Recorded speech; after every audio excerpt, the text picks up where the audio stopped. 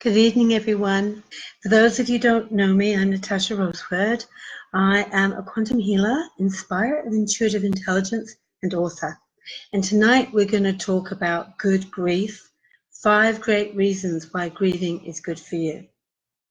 So, the thing about grief is, in our lifetimes, we all suffer loss of some kind or another. Whether it's obviously losing somebody that we love, that passes on. Sometimes it can be about somebody that loved us and doesn't love us anymore. It can be a pet, career, loss of a dream of status, or an actual loss of status. We lose the ability sometimes to keep doing a talent or a hobby due to financial or physical constraints. And when people have accidents or go through traumas, they have to make a major adjustment to a different lifestyle. That can be a very good reason to grieve what has been lost. And in my experience with my clients, so many of us are walking around with like a big lump of unresolved grief sitting in our stomach area, which obviously isn't very good for our health. So I'm going to just give you 5 reasons why we kind of need to do this. The main thing I notice is that in our Western culture, unlike the women of the Middle East who, when they lose somebody, we often see this on the news where they're howling over the burial sites for the loss of their loved ones. And I know in Egypt, at least, they call it the first grief. And they're allowed and encouraged to really release that so they can get on with the healing process. But in our culture, we're told the opposite. It's not very dignified to cry in public or let your emotions be shown. And what that does to us is we feel like we need to swallow it. Suck it up is a common phrase. Aren't you over that yet? A girlfriend of mine lost her girlfriend on the Sunday, went to her funeral, and 4 days later her colleague is saying, well, aren't you over that yet? What's your problem? So with that kind of culture, we don't feel very safe in expressing ourselves when we're feeling sad. And I've noticed, especially when it comes to losing our pets, because some people say, oh, it's just a dog or it's just a cat, when they don't realize how important and cherished that animal was in the family structure. So I believe that loss and grieving is part of our human process, and we need to go through it in order to grow. It's part of the deal.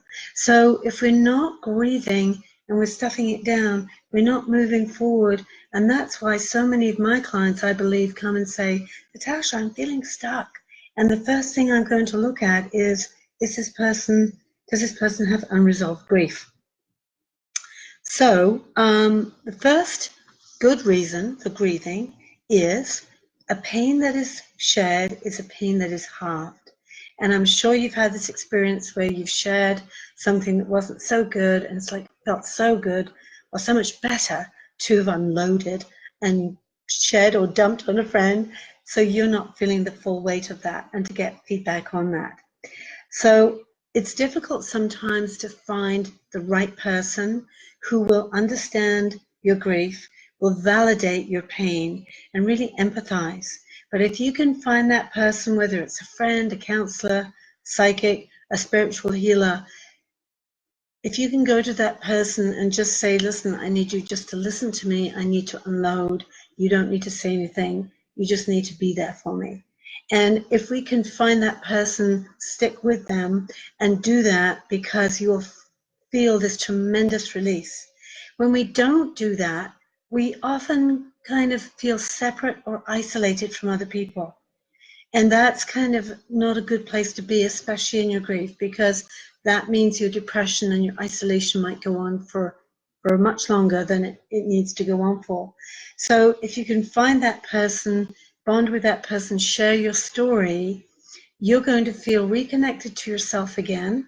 You're going to probably bond with that person, and you're also going to feel more like you're connected still to humanity, that you're not on the side, you're not separate from everybody else because you're in pain, and when you look back, everybody seems like they're having a good time or they're okay.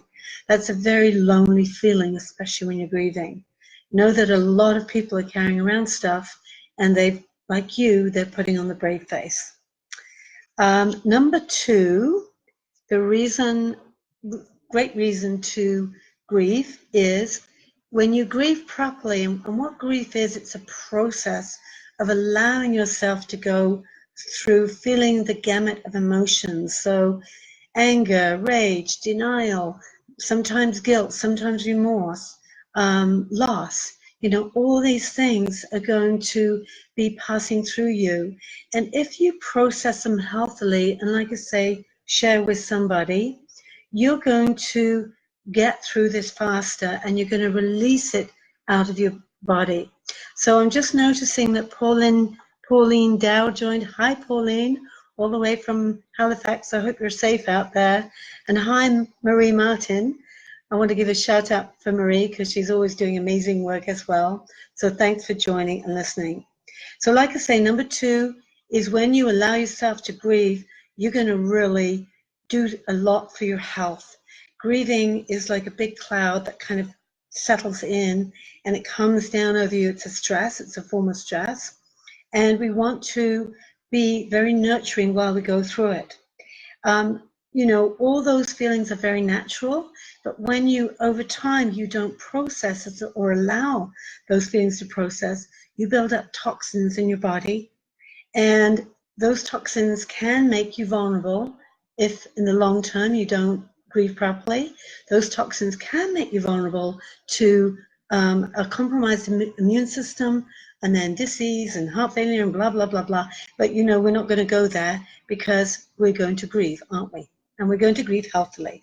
So when you do that, you'll just feel this relief and this release, and you'll feel like you have more energy, and you feel like you want to get up and you want to get on with your day, because you know what?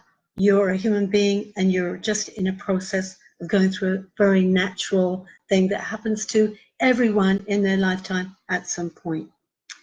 Okay, so number three, good reason to grieve properly is you want to avoid attracting more grief. Because what I've seen with some people is that they haven't grieved the first event, and sometimes that's in childhood, sometimes it's in teens. But say it's something happened that was unjust, and that person just will not let it go, and they still perceive themselves as a victim in that. So they put themselves in a certain frequency, a low frequency, and in that frequency, like attracts like. So what's going to happen is they're going to, if they don't release it and let go, attract more of the same. And we don't want to do that. And so when that other thing happens, it's like layer upon layer upon layer, because you keep attracting these events, which keeps causing more grief. And the grief doesn't double, but it actually compounds. I call it compound grief. And so finally the person feels like so heavy and overwhelmed, and why are all these things happening to me, and I can't get a break. I think in the end, they finally realize something has to change, and I think it has to be me. And they normally end up sitting in front of me, which is when I say, guess what? You might have created this for learning. So let's turn it around, look at it as a gift, release it, so that you can go into a high frequency where you don't attract that negativity anymore. So number four reason is why you should grieve and why it's good for you is you can heal faster and completely. Hi, Melanie. Thanks, Melanie, for calling from the island. I'm going to talk to you soon, so I'm really looking forward to that. I love it when people join me and come on here. So number four is when you really allow this process to just pass through you, you're going to heal faster and completely. So there's going to be no residue. The event will have gone through you. You will have released it. You will have learned from it, and you put it on the shelf. It definitely is still there, but you're not attached to the emotion of it. So what the Buddhists suggest in healing is that you first write a story about what happened to you as it happened. And the poor me voice, oh my God, this happened, poor me, why did this happen? I don't understand. And all your anger and all your grief, and just get it out of your body. This is the big deal here. We want it out of the body. Then the second version is you write it as if it happened to somebody else. So it's like, oh, you're observing this, you're in the witness self, and you're seeing it from a slightly more detached point of view, probably having compassion for that person, being able to see from a different point of view why they would be feeling that way, why they would be behaving, having compassion for the self. And then the third version is, and this might take a little time, especially if it's really a deep trauma or you've lost somebody, is to write about that loss as if it's the funniest thing that's ever happened. And that's the most challenging, but you know when you get to that place, if you can bring humor and see it as just an event, that, you know, you can give it a bad or sad or good or great meaning, you attach the meaning to it and you get the understanding of it, that's when you can write about it as if it's a funny event. And I happen to believe that God is a comedian, and if once we get to the humor part, we've made it and we're completely past the event. So the number 5 good reason why we should grieve is because if we don't grieve, we're not going to be able to get to the joy again. Like I said in number 1, you know, I understand that you don't want to grieve because it means going through the pain. And what a lot of us do, and I've done to a degree, as I've gone numb. And so if I don't feel anything, I don't have to feel the pain, but on the other hand, I can't feel the joy. And the joy is what's on the other side of this grieving process. So that's where people get stuck. So if you can imagine that your energy is like a river, and I think you've heard me talk about this before, and then you're going off on your way to the ocean where you become your greater self, and suddenly this log comes down, which represents the event, the loss, the grief, comes right down in the middle of the river, blocks the river goes into little eddies and spews everywhere, there's chaos everywhere. And if we don't grieve, that log is going to kind of stay there. So what we want to do is to be able to remove the log so we can carry on. And I know this takes time, and grief is a very strange beast. We can turn into monsters and say things we don't mean and behave very, very strangely, even to ourselves. So please, if you're going through the first throes of grief, be very compassionate, with yourself and then everybody around you, because remember, they might be experiencing that as well. So I want to thank you all for coming on tonight. I'm trying to be briefer as I go through these tips so you can get on with your dinner or your evening. And I just want to encourage you to grieve and feel what you're feeling, because you're always right about how you feel. And your grief is your grief. Nobody else can tell you what you should feel, how long you should take. It's very personal to you. The only thing I would say, if it does go on for years and years and years, there might be something else, another dynamic that's keeping you stuck. So you know where to come. I'm here. Marie Martin does also some great work in removing blocks.